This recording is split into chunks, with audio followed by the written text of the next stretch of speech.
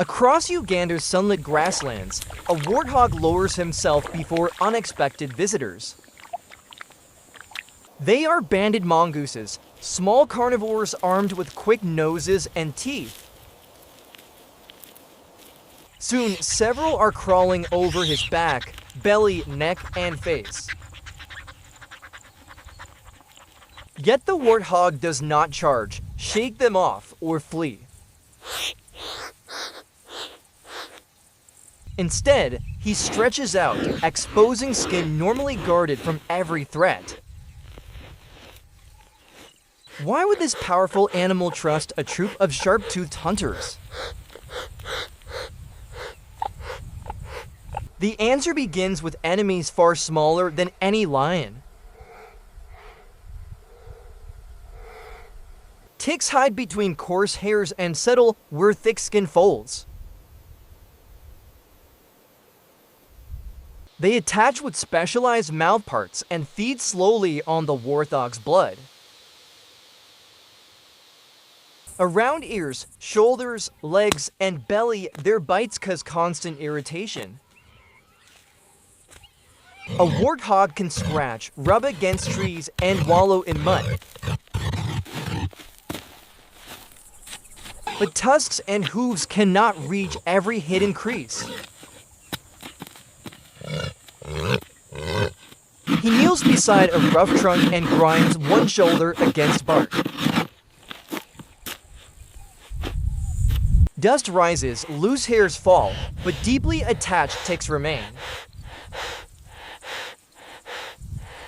A muddy wallow cools his body and may smother some parasites.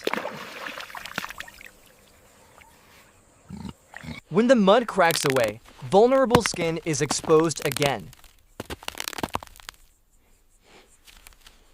Every feeding tick gains a meal, while the warthog pays the cost. Heavy infestations can weaken animals, and ticks may transmit disease-causing organisms. Relief may arrive on dozens of short, fast-moving legs. A banded mongoose troop forages nearby, sweeping noses through grass and soil. These social mammals travel together, searching for insects and other small prey.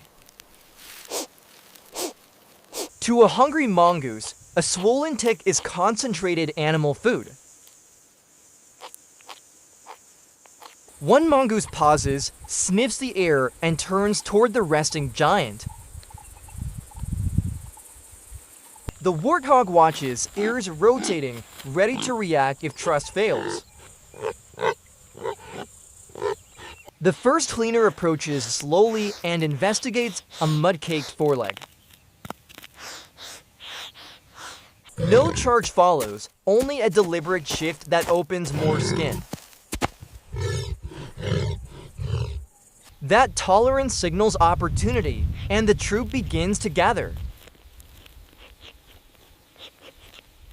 One mongoose climbs the shoulder, while another works beneath the belly. Their noses search methodically, separating bristles to find attached parasites. A precise bite grips a tick without tearing the warthog's skin. The cleaner pulls, chews, swallows, then immediately searches for another. For the mongooses, this enormous body has become a feeding ground. For the warthog, every captured parasite removes a source of irritation. He lowers his head until one cheek rests against dry earth. Now cleaners can inspect the jawline, ears, and folds behind them.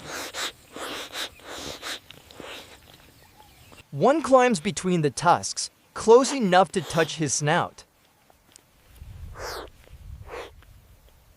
The warthog remains still, controlling movements that could crush his helpers. This calm is not friendship in the human sense.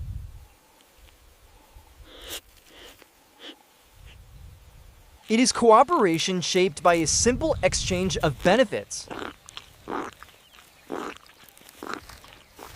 Scientists call such a relationship mutualism when both species gain.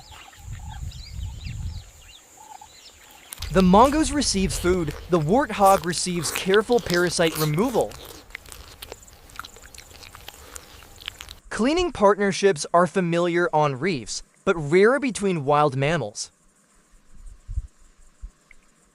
Here, two very different mammals have learned to read each other's behavior. A lowered body offers access. A gentle approach avoids triggering defense.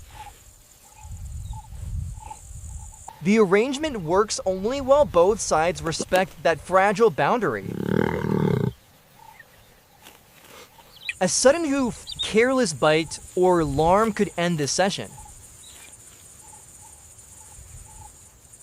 Movement in the grass makes every head rise at once.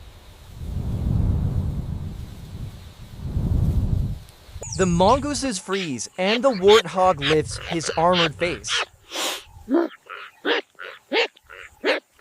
When no predator appears, the small cleaners return to work. The warthog rolls slightly, revealing a final patch along his flank. Several mongooses inspect it, but fewer swollen ticks remain to find. The easy meal is ending, and the troop begins drifting away.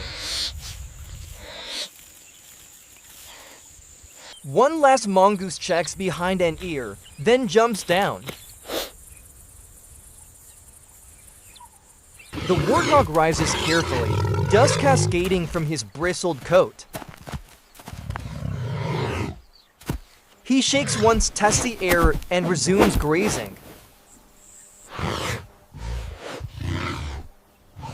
The mongooses regroup and continue hunting through the golden grass. Neither animal leaves with a promise to meet again.